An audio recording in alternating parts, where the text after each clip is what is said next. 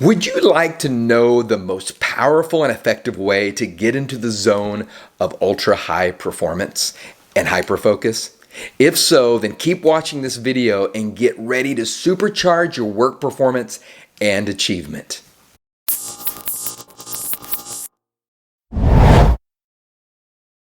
Do these frustrations sound familiar to you? You struggle to get going in the morning.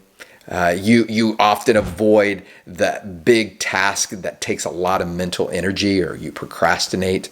You find yourself starting a task and then you get distracted, or you feel bad that you didn't accomplish more at the end of the day, or you give maximum effort to a task for a few hours and then you're just tired out and can't do any more. Well, if these things do sound familiar to you, then you're not alone. The majority of people report these daily performance frustrations.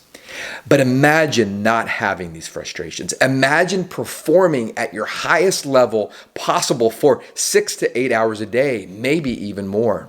Well, there is a method that can help you do this. So first, let's take a step back. There are many methods out there that promise that you're going to gain an edge in performance. You can search the internet now and you can look throughout YouTube and you're going to find many different theories and methods to get into the state of high performance. You can find anything from morning routines of billionaires to the meditations of monks. You can easily find these methods for how to use supplements and how to make your coffee bulletproof style so you can gain that focus and that edge. Well, all of these methods seeks this type of holy grail for getting into peak performance and a peak state of mind. Now, not all of these methods are bad, and I'm not discounting them. Some of them work, and some of them can work for different people. But there's one method that stands out in the science. So what science, you ask? Well, this method has scientific studies along with peer-reviewed studies in behavioral psychology, sports psychology, organizational psychology, positive psychology, and is further evidenced by neuroscience studies using EEG and fMRI research. And the body of research support for this method comprises of several hundred studies over the past 40 years. This method is called flow. Flow is a concept formulated by psychologist Mihai Csikszentmihalyi in the 1970s and the 1980s. Then he introduced it to the world in his book called Flow, The Psychology of Optimal Experience, back in 1990. And Csikszentmihalyi explains that flow is a mental state characterized by complete absorption in an activity. It is a cognitive state of feeling and functioning at your very best. It's often described as being in the zone or in the flow.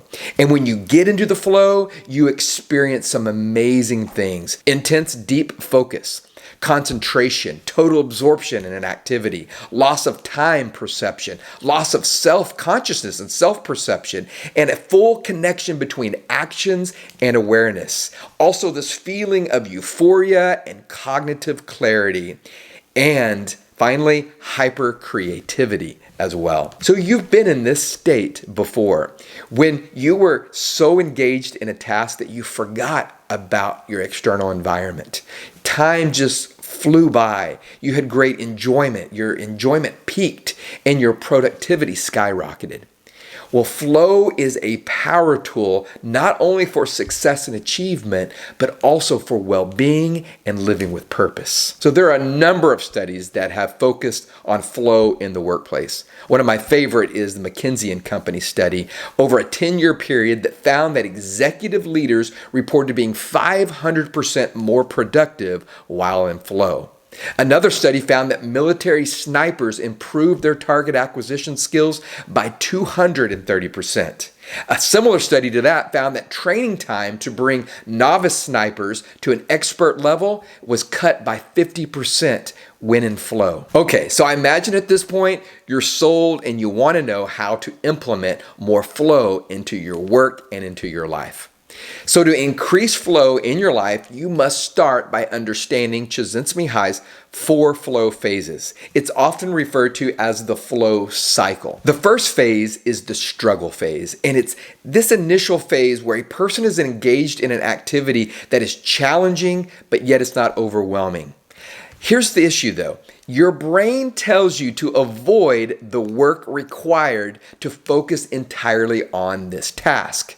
So your brain wants you to burn the least amount of calories possible. Biologically speaking, your brain wants to be lazy. So the struggle phase is a place where flow starts by us overriding our brain's primitive desires. And this phase can take a few seconds, but it also can take a few minutes. But when you embrace the struggle, you gain momentum to break through the phase to the next phase. In the release phase, the struggle transitions into a state of flow. The sense of self and the outside world recedes, and you experience a deep sense of control and intrinsic motivation.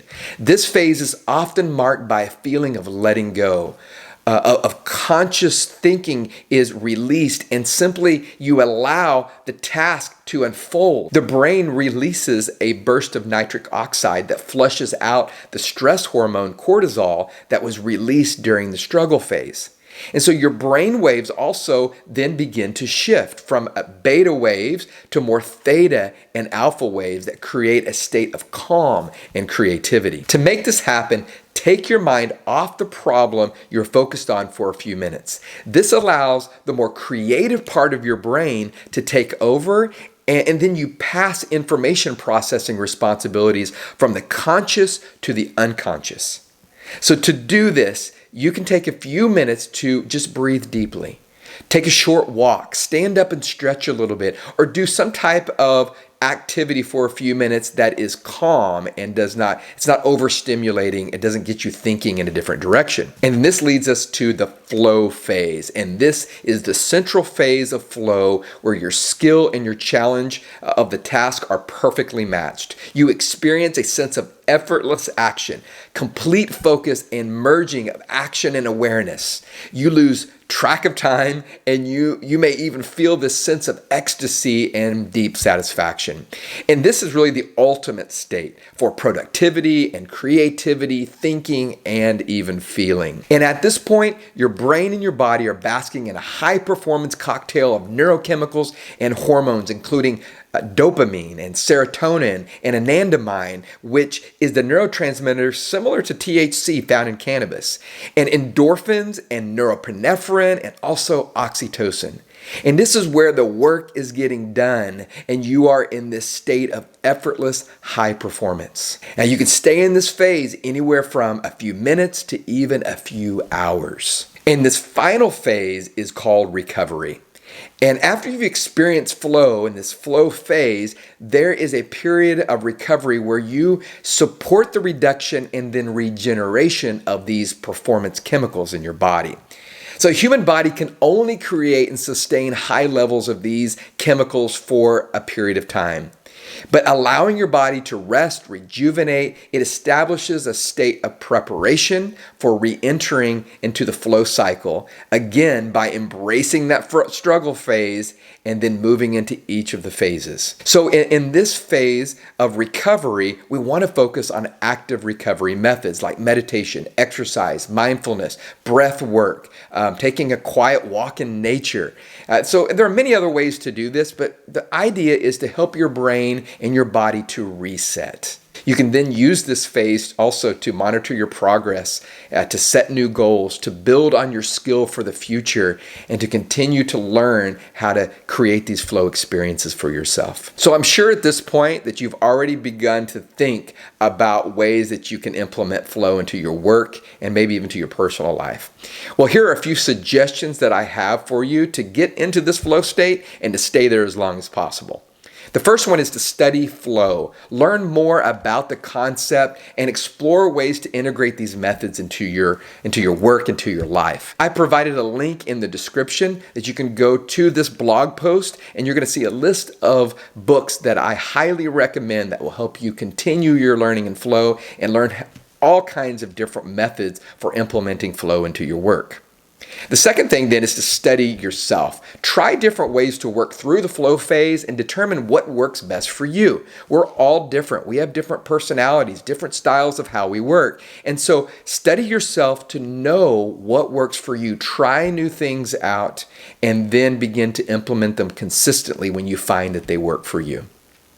Also, embrace the struggle. Build a mindset to embrace the struggle phase. Remind yourself that flow is on the other side of struggle. And then finally, recover like a pro. If you want to perform like a high performance pro, you have to recover and rejuvenate like one.